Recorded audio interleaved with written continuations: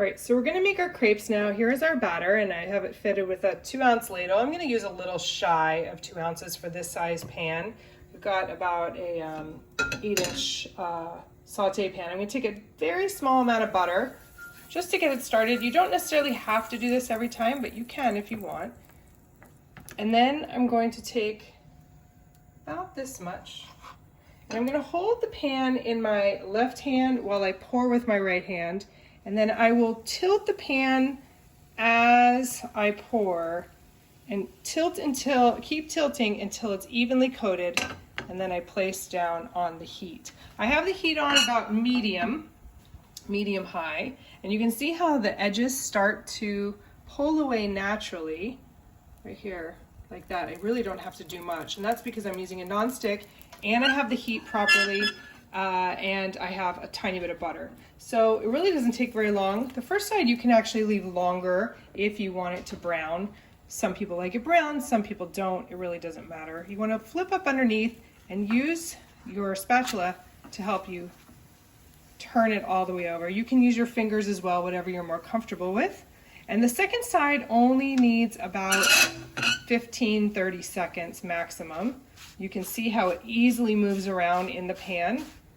Okay, and then I have over here a sheet pan with parchment paper. So when I'm done with this crepe, I can just slide it right out.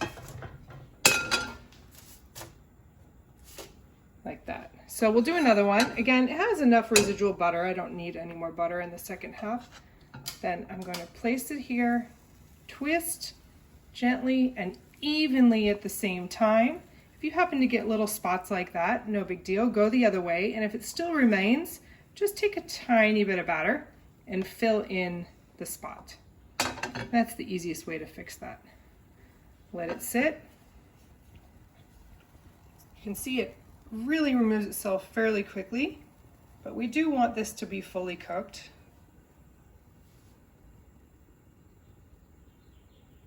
This is quite a high-sided saute pan, so I'll show you another way of removing it from the pan. You can also just use your fingers here instead of the spatula the whole time. Just to do that, we have a little bit more browning, which is fine. It's really to your liking. You don't need to leave this in here very long. Move that around. And then as soon as the bottom is set, you can just flip it right out onto the other side. The cool thing about this is that as you're making them, you can literally stagger them on top of each other. They're not going to stick at all, and you can let them fully cool.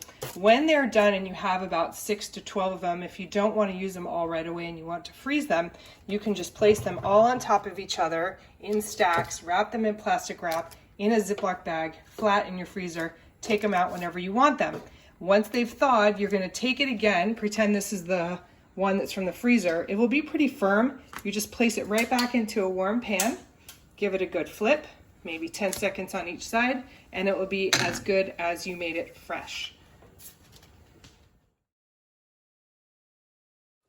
All right, so for our crepe Suzette, we're going to start with butter, and I have some vanilla bean, and we're also going to throw the actual bean in there too, but I did scrape the little beans out. I have some orange juice, as well as orange zest, and some sugar. So you just kind of put it all together, and you want this to create the sauce. And as it's simmering, you're looking for it to get slightly syrupy before we start adding our crepes. So these are the crepes that we had made previously for our other dish.